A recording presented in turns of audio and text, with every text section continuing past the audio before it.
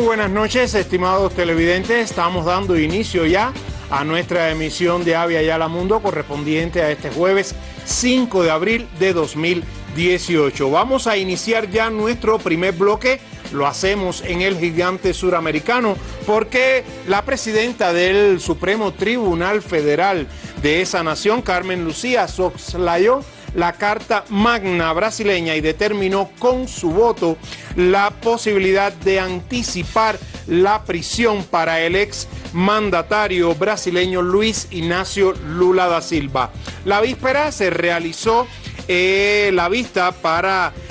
atender la solicitud de habeas corpus por parte de la defensa del ex mandatario brasileño y definitivamente por 6-5 este Supremo Tribunal Federal condenó a los 12 años y un mes de cárcel que ya había sido solicitado por el Tribunal Regional Federal de la Cuarta Región. O sea, rechazó esta habeas corpus y por tanto sigue en plenitud la solicitud de condena por parte de este Tribunal Regional Federal de la Cuarta Región citado en Porto Alegre, que es de 12 años y un mes de cárcel para el ex mandatario. Hay que destacar que este resultado ha contrariado la Constitución, pues dispone de la ejecución de la pena una vez agotada, no respetó que se agoten todos los recursos de la segunda instancia. La presidenta, la magistrada Carmen Lucía, acompañó con su voto a los que también tomaron el relator del caso, el ministro Luis Exxon Fachin, quien se pronunció contra la concesión del habeas corpus a favor de Lula da Silva, y así también lo hicieron los colegas Alexander de Moraes, Luis Roberto Barroso, Luis Fuchs y Rosa Weber. En el caso de Rosa Weber fue una pieza clave, así la consideraban los analistas durante este juzgamiento, pues personalmente esta jueza se había manifestado siempre contraria a la prisión para los condenados en segunda instancia, pero la incógnita quedó despejada cuando decidió acatar el criterio al respecto que fijó el tribunal en el año 2016 y votó contra el habeas corpus de Lula, con una eufemística aclaración final, que lo hacía solo por respeto a la colegialidad de las decisiones. Una vez conocido el voto de Rosa Weber, el líder de del Partido de los Trabajadores en el Senado Federal, Limber Farías, criticó la increíble postura asumida por Weber y aseguró que la presión de la ultraderecha brasileña y de grupos mediáticos que la dominan como O Globo,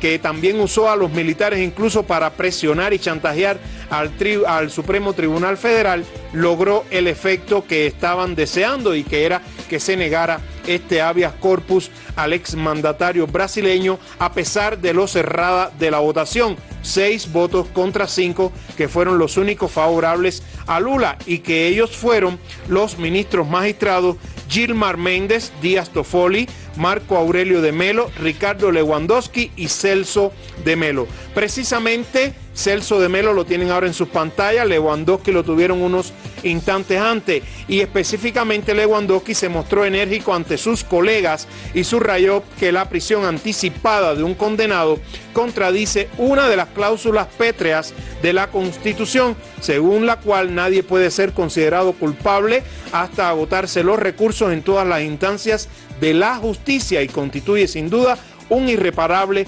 retroceso constitucional. Aquí vean a Lewandowski precisamente, que además criticó también en duros términos el juzgamiento realizado por el Tribunal Regional Federal de la Cuarta Región en Porto Alegre, en el cual apreció que sobraron las frases grandilocuentes, pero faltaron argumentos que justifiquen la prisión automática del expresidente brasileño. Por su parte, el decano de la Corte Suprema, lo tienen acá en sus pantallas, Celso de Mello, quien pertenece a ella desde el año 1990, o sea, ya lleva 28 años en la Corte Suprema brasileña, advirtió por su parte que la Constitución no puede someterse al imperio de la circunstancia ni a presiones externas y reiteró que sin tránsito en juzgado no hay culpa. Por eso, tanto Lewandowski como Celso de Mello votaron a favor de Lula. El propio de Mello abrió su intervención deplorando las declaraciones hechas públicas la víspera por el jefe del ejército, Eduardo Vilas Boas, así como la intromisión de unos poderes en otro. Celso de Melo, lo tienen aquí en sus pantallas, manifestó que el juzgamiento de recursos presentado por la defensa de Lula no debía dejarse contaminar para que pudiera ser justo e imparcial. La presunción de la inocencia, enfatizó, es un principio fundamental y una notable conquista histórica. Ha lamentado que esta votación está echando hacia atrás y retrocediendo todo lo que se ha avanzado, no solo en materia jurídica, sino en defensa de los derechos humanos. Muy valientes estos dos últimos magistrados, tanto Lewandowski como Celso de Melo, y además por la crítica directa, abierta y enérgica que hicieron contra ese lamentable pronunciamiento del comandante del ejército, Vilas Boas, de que el ejército iba a intervenir si el fallo hubiese sido favorable a Lula da Silva. Vamos a continuar en Brasil porque este caso no cierra aquí, aunque todo indica que será muy complicado lograr evitar que el exmandatario vaya a prisión y que por supuesto continúe en la carrera hacia las presidenciales de octubre venidero, y que además es el amplio favorito, tiene un 40% de aceptación y de intención de voto del electorado brasileño, más del doble del que le sigue a continuación en todas las encuestas, que es el ultraderechista y ultraconservador Jair Bolsonaro. Pues bien,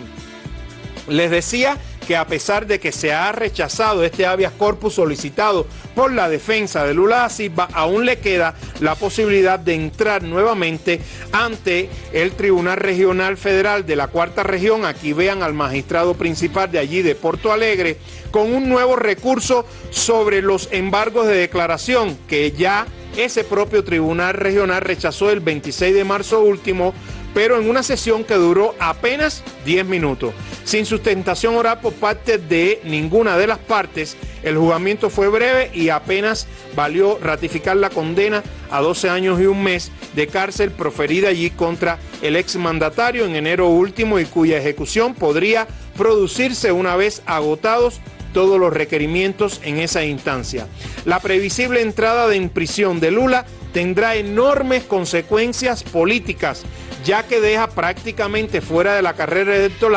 electoral, como les decía, al candidato que en todas las encuestas sigue encabezando las preferencias de voto de los brasileños. Tras el largo debate acontecido la víspera, más de 10 horas, casi 11 horas de duración para ser exactos, los analistas consideran que el resultado es la venganza de la élite brasileña liderada por el ultraderechista candidato Jair Bolsonaro, así como por grupos de amplio poder económico como el grupo mediático O Globo, que continuamente ha estado lanzando campañas contra Lula y todos estos seguidores que ustedes ven ahí a su alrededor. No toleran, por supuesto, así lo han planteado abiertamente varios analistas, que el obrero metalúrgico sin estudios, que saliendo desde el último escalón social fue ascendiendo defendiendo los derechos de sus colegas trabajadores en un país con un clasismo atroz, logró gobernar con éxito durante 8 años, y 8 años con muchos éxitos en su gestión y su labor presidencial,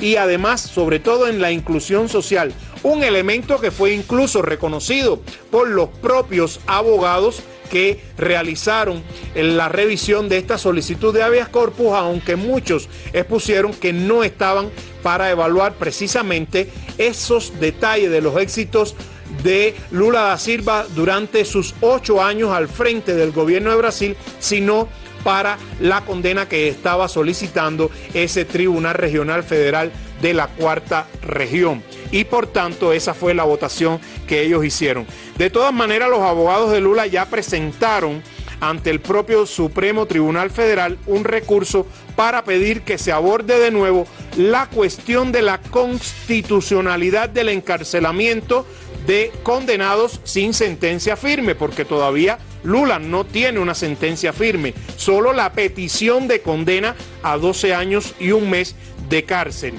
Si ese asunto fuese sometido a votación, entonces los analistas consideran que la juez Rosa Weber, que fue la que se sumó también a los votos contra Lula, entonces con total seguridad en esa segunda ocasión se alinearía con los partidarios de prohibir la prisión en estos casos. De ese modo desequilibraría de nuevo la correlación de fuerza y en este caso sería a favor de Lula. Es una de las posibilidades para evitar que el exmandatario vaya a prisión. Hasta ahora, la presidenta de este Supremo Tribunal Federal, Carmen Lucía, que fue la última en votar y que decidió con ese sexto voto la negativa al habeas corpus para Lula, se ha resistido a llevar al pleno de la institución el debate sobre este tema, o sea, sobre la revisión de ese punto para respetar la Constitución. Pero tras lo ocurrido en la sesión, que agotó ese último cartucho, como han dicho muchos expertos, ese habeas corpus que se solicitaba para Lula, y la postura expresada por la propia Rosa Weber, a la presidenta le va a ser muy difícil esquivar de nuevo la cuestión de no discutir ese punto constitucional. Si al final cede y convoca una sesión para debatir el tema, entonces el líder histórico del Partido de los Trabajadores, Lula da Silva, tendría la puerta abierta para salir en poco tiempo de la cárcel, independientemente de cómo continúe todo este proceso. Apenas minutos después de conocerse esta decisión del Supremo Tribunal Federal, el Partido de los Trabajadores emitió su primera declaración. Ha reconocido que es un día trágico para la democracia, pero que a pesar de ello, y aunque Lula vaya a la cárcel en los próximos días, la batalla va a continuar. Y el diputado del propio Partido de los Trabajadores, Paulo Teixeira, aseguró que van a registrarlo para la campaña presidencial aún vaya a prisión, y que desde la cárcel Lula hará su campaña porque para ello cuenta con un amplio respaldo de la población brasileña, y que todos sus colegas del partido y todos los afines a la avanzada de la izquierda brasileña también emprenderán esa campaña en favor de Lula, pero más que en favor de Lula, en favor de la verdadera justicia. Hasta aquí este primer bloque, vamos a nuestra primera pausa. En segundo, estamos de vuelta.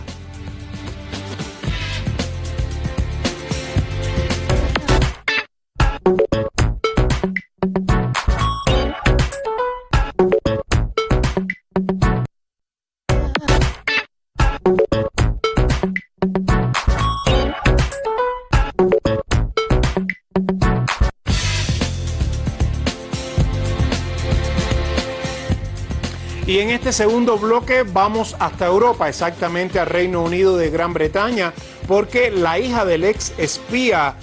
doble agente ruso Sergei Skripal, que recuerden fue envenenado en marzo pasado en la ciudad británica de Salisbury junto a su hija Julia. Pues bien, Julia ha roto el silencio y hizo sus primeras declaraciones desde que fuera envenenada el pasado 4 de marzo. Julia afirmó que se despertó hace una semana y su fuerza aumenta día a día. Su declaración, publicada por el servicio de prensa de la policía británica, no contiene ninguna información sobre el estado de su padre. La ciudadana rusa expresó que agradece por su recuperación y ha dado las gracias al personal del hospital del distrito de Salisbury por su cuidado. Julia ha calificado el incidente de algo desconcertante y pidió respeto a su privacidad y a la de su familia durante el periodo de convalecencia. Vamos a seguir con el caso Skripal en este segundo bloque,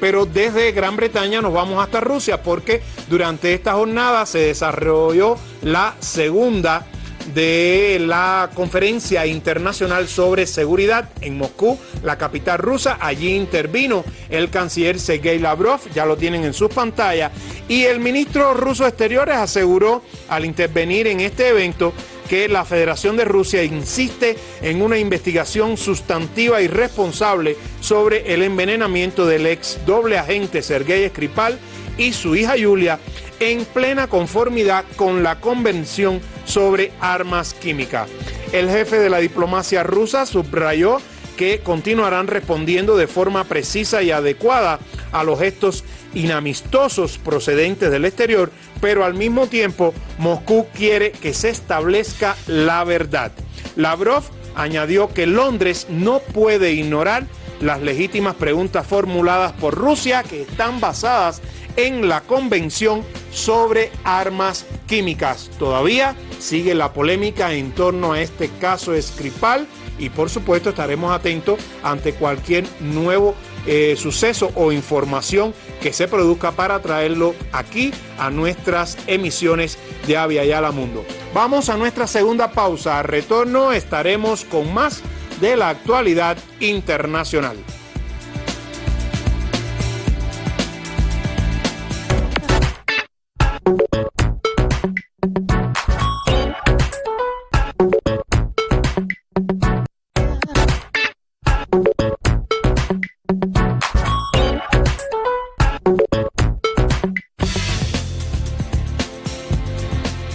Y ya iniciamos nuestro bloque de cierre, los hacemos precisamente allá en Europa, porque esta tarde se ha podido conocer que Alemania ha dejado en libertad bajo fianza a Carles Puigdemont, quien es el expresidente de la Generalitat de Cataluña, el gobierno de esa comunidad autónoma española. La audiencia territorial de Schleswig-Holstein, el tribunal alemán que está encargado de decidir sobre la extradición de Carles Puigdemont a España. Recuerden que el gobierno y la justicia española lo han demandado así. Sin embargo, esta audiencia territorial decidió dejar en libertad bajo fianza al expresidente de la Generalitat tras haber descartado el delito de rebelión que le imputó recientemente la Fiscalía alemana a petición de la justicia española. Según el comunicado del tribunal, la imputación del delito de rebelión no procede,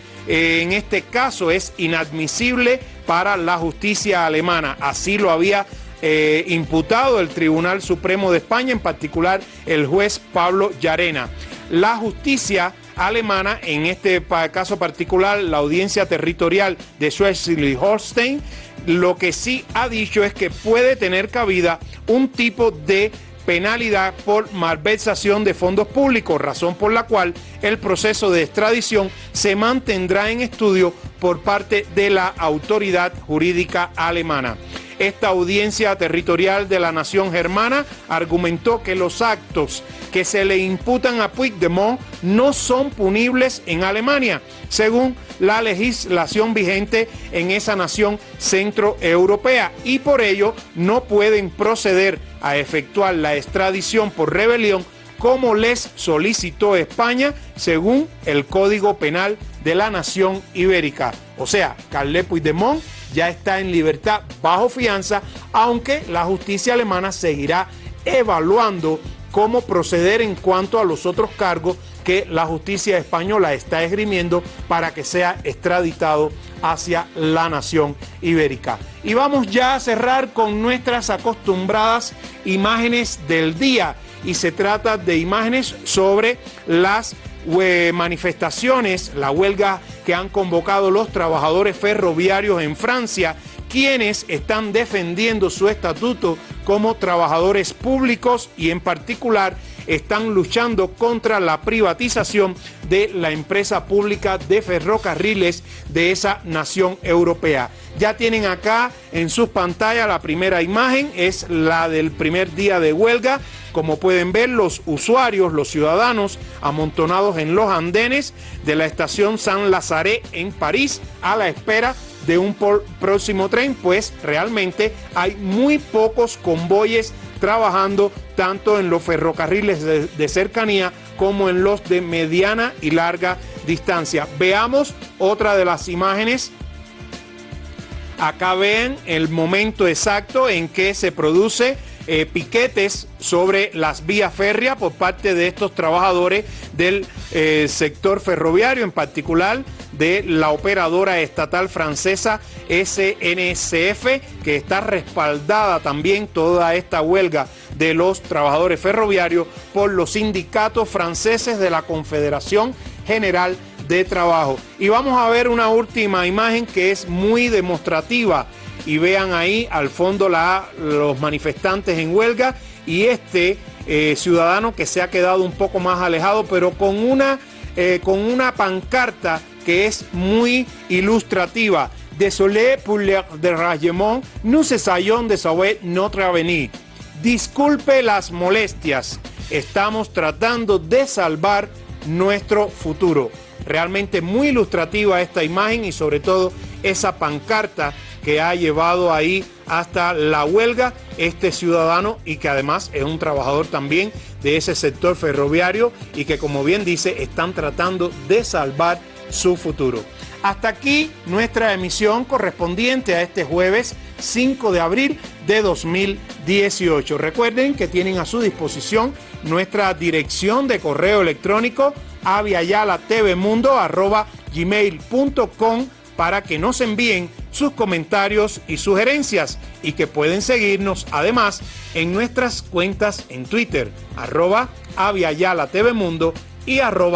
@jcaviayala. Como siempre, les esperamos mañana a las 21 horas aquí en Avia Yala Televisión. Muy buenas noches.